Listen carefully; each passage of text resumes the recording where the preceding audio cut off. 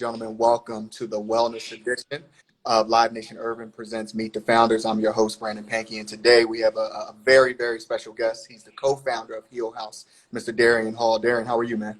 I'm good, man. All things considered, all the craziness going on in the world, but I'm well. My health is good, my family is good, so I don't have too many complaints right now. That's a blessing. That's a blessing. Let's jump right into it. What exactly is HealHaus? Sure. Well, first of all, thank you for having me on and just highlighting mental health and the things that I think are very important to our community. So just highlighting these conversations, I think is just extremely important. So I just wanted to thank you and Of course. Live Nation for highlighting that. Heal House is it's a few different things, but it's essentially a wellness company where we facilitate different daily meditation and yoga classes. We also do a variety of different workshops that tackle all different types of topics. And then we also do a full range of private practitioner services in our physical studio. And some of those services include everything from acupuncture to energy healing to therapy. In addition to the services that we do in the studio, it's also a holistic cafe. So it's when people first walk into the studio, they're actually greeted with something that is familiar to them in the cafe, and then we just happen to have all these amazing programs and classes and stuff that we facilitate as well. That's great. What does it mean, a holistic cafe? Yeah, so we, my great partner came up with all these amazing wellness smoothies and teas and elixirs. So we kind of really want to show people some of the healthier options that are out there that people might not be exposed to or might not be aware of. Right. Darian, you have such an incredible story. Can you talk about how you founded or co-founded? I think your story getting there is equally as important as the work that you're doing right now. Yeah, sure. So I came from a corporate background. I used to work in the medical field for years, and actually I had hit a wall at a certain point. It was just like, all right, I want to be doing something else. But before I really figured out what I wanted to do, I had quit my job and went traveling around the world for 6 months. Which was just this amazing and very freeing experience, as you can imagine, leaving the structure that most of us know and just kind of going out in the world. And that was really the first big transformational thing that had happened in my life, was leaving the structure and deciding to go traveling and really just really just living and meeting all these amazing people and having all these different experiences across the world for about 6 months. And then when I came back, realizing, okay, there's no way I can go back into the structure that I had once known. Not that I didn't enjoy my job; it was a great job and well-paying job, but I wasn't passionate about it. And coming back from the traveling, I knew if there was going to be something that that I wanted to do that was more close to my heart, this was really the time to do it. I went through a couple of other transitional things, around that time period, which led me into meeting my father for the very first time, which was a huge transformational thing. Another huge transformational thing, as you can imagine. I was, I think, 36 at the time. And that was a big deal. My grandparents had raised me, and I didn't know anything about him. And going through that journey of asking questions and talking to my mom about him for the first time, and actually going through this journey of like finding him, and literally going on Google and like searching who this man was, and finding him. And that ended up being a really big pivotal moment in my life. And I shared about that journey on social media, and all these conversations started happening with a lot of my guy friends, a lot of fraternity brothers, a lot of the men in my life, and they started opening up about a lot of different things, in their own personal lives, whether it was family situations, relationship stuff, work stuff, what have you. But they were being real and vulnerable for the first time in our relationships, and I think it was, because they were seeing me being vulnerable about, me meeting my father, and just those conversations were, it really kind of opened my eyes to like the need for like men to be able to have these spaces to be able to like talk about some, some real stuff, Um, and so, which then in turn led to this idea of, why we didn't have, a lot of spaces that incorporated therapy, but in a way that was like, accessible and inviting. And like, how do you get a guy like me to go to a space that has therapy? How do you get someone like you to go and like check it out, right? So that was kind of the genesis of how I got into, Heal House, but it really just started spiraling from there. What started out as a question led to, what people now see as Heal House. And, a good friend of mine, Elisa, who was going through her own journey, we really started, laying the groundwork, what would eventually become Heal House. That's great. Now, let me ask a question because I Yeah. feel like it took an incredible journey Yeah. to get to the place where, you know what, we need to have a safe place, Mm, like me and for women, where they can talk about, their mental, well-being or get mm, to a place. Even something as small as, it's always after the fact, it feels like, after a bad breakup or after something traumatic happens, like maybe I need to work on myself. Why do you think people don't, kind of take the initiative early on and say, you know what, I want to work on myself. I want to be better, be in a better mental space. It always seems to take something for us to get to that better place. Yeah, I think traditionally there's been a lot of stigmas, in our community, whether it's, we're talking specifically about the Black community, and there's history, with that and mistrust, in the medical field and therapists and what have you. But then there's a whole other, stigma that we can speak to just about being men and what that means and masculinity and all those things, right?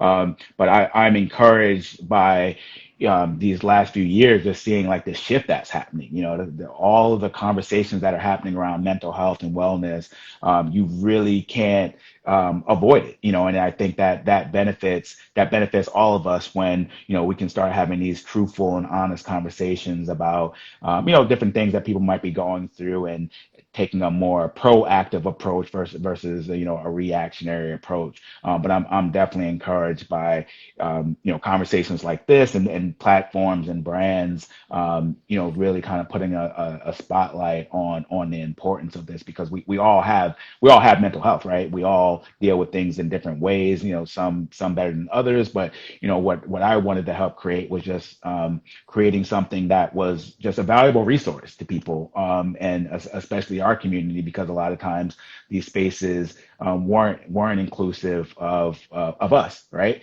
And wanting to create something where it's like, yeah, okay, this is a space that is welcoming, to my community, to my people, to Black folks. We're inclusive of everyone. Everyone comes to Heal House, but first and foremost, making sure that our community feels welcome and feels like, they got a spot that they can call their own.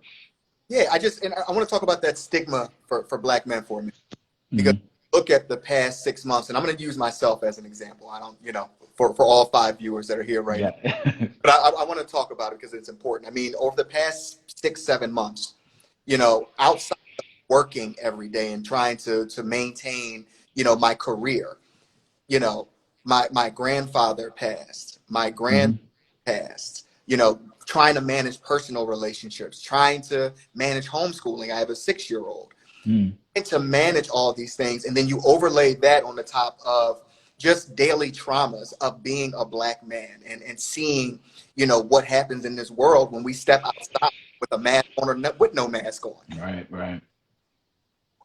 That stigma, like, why is that stigma? Why do you think that still exists? Where, I don't even sometimes feel like I have the freedom to cry. Yeah. Even I know that I have a lot happening to me or around me. It just feels frustrating because I have to uphold a certain level of, cool, or I'm good and I'm not good. And Right. Well, you don't have to uphold that, and mm, that's the thing that we were kind of conditioned and taught as such young ages, as young boys and stuff, right? The don't cry and the man up and all those things. I mean, those things are embedded in us, right? And so it does take some unlearning, but I think first of all, condolences to you and your family and everything that you're going through, but that's very real. That the things that you're going through just as a human being, as a man, as a black man, someone that's providing for his family. There are days when you might not be all good, and it's okay to express that, because I think, by doing that, it allows the space for the loved ones that you have in your family, whether it's your friends, your family members, to be able to hold space for you in a better way, versus feeling like, you are always, 1000% good. Because there's days when you're not, like, where might not want to take that meeting, or, you might not be in the best place to, have certain conversations, right? And it's important to be able to voice that, and for the people in your life to be able to receive that, and actually, like, allow you to have the full set of emotions that everyone else has. As men, where sometimes we're not afforded the ability to have, like, our full range of emotions. We can only show the strength, right? And that doesn't benefit us. And a lot of times, I think, by us being that way, it manifests itself in other ways, right? It manifests itself in, our relationships, work, all these different things, when we're trying to put on this mask and act like we're strong all the time. Like, I had a conversation recently, on a panel recently, and a guy was expressing, just how hard these last couple of months have been, going through everything with COVID, and almost like he couldn't, he felt like it wasn't right for him to really express, like, how tough it was. It's like, yo, like, this shit is real out here. Like, we're all going through it. It is hard. Like, the last 6 or 7 months, dealing with everything that's going on with, just the unrest, COVID. We got an election coming up. Like, it's very real, and so no one has, I would like to meet the person that has it all together in these times, and everything is all good. It's challenging, and I think, we would be better for it when we're all able to be vulnerable and be real and fully express the emotions that we're going through. Sure. Does HealHaus offer any type of workshops or any type of classes, or just group discussions that will allow people to share what you're talking about right now? Yeah, I mean, the HealHaus, we're kind of like a one-stop shop for everything. I mean, obviously our physical studios has been closed due to COVID, but we've been fortunate enough where we've been able to take everything online. So outside of the daily yoga and meditation classes that we have, we every single week we have at least 3 or 4 workshops that, tackle different subjects. We recently did healing sessions specifically for Black men. When the arrest and everything was going on, really just to be able to vent and, like, see other brothers that, look like you, to be able to express different things that you're going through. And sometimes just that alone is helpful, when you realize, oh, you're not the only one that's going through something. You're seeing someone else, on, whether it's in person or on a screen now, because we're everybody's virtual, but, like, seeing other people that look like you that are also expressing different things that they might go through. And there's community in that, right? And there's strength that can come from that, and so much of what we do is about that.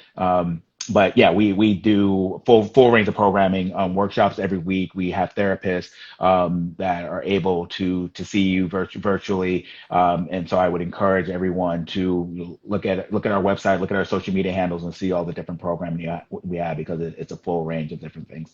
What is the website? What are the social media? Yeah, so everything is HealHaus. So the website is HealHaus, which is spelled HealHaus.com, and all of our social media channels, Instagram, Facebook, is spelled the same way, HealHaus. And I would encourage people to, really, look into the things that we're doing. We're really trying to shift. Really trying to shift the narrative, trying to shift the stigmas and everything that have been a part of our community for so long. And I think that we are, so far doing a good job of that. We have such an amazing and strong community that's been building up these past 2 years that we've been in existence. And I'm really encouraged by the community that's been built up so far, the conversations that are happening, and the moment that we're in. I think on the other side of this is going to benefit our community in an amazing way. Let me ask before we leave, how so? How do you think it's going to benefit our community when we Yeah, get I think even you a few minutes ago just expressing what you're going through, right? And having a conversation about resources that, not even, it doesn't even have to just be HealHaus, just when you're open and being vulnerable like that, you allow yourself to have assistance and help and resources, right? If you don't say that, then I don't know what you might be going through, right? I'm thinking like you're all good, right? Right. But I think these conversations and being real and vulnerable, it allows us all just to get to just a much more authentic and real place, and I think that's better for everyone. Awesome. Well, Darian, thank you for making time today. I Of didn't want course, to brother. Thank you. everyone, make sure you go to www.healhaus.com. You can check out all their workshops, get recommendations for therapists. Their socials are all at HealHaus, all socials across Mm. Instagram, Facebook, Twitter. This has been the co-founder of HealHaus, Darian Hall. Thank you so much, sir. Really All appreciate right. Appreciate you, brother. Yeah, if you need anything, reach out to me. And for all the viewers, I'm available. Just reach out to the Heal House channels, and everyone be well out there. it. Absolutely. This has been another episode of Live Nation Urban Presents Meet the Founders, the Wellness Edition. We'll be back next week. Thanks a lot. All Take right, care. later.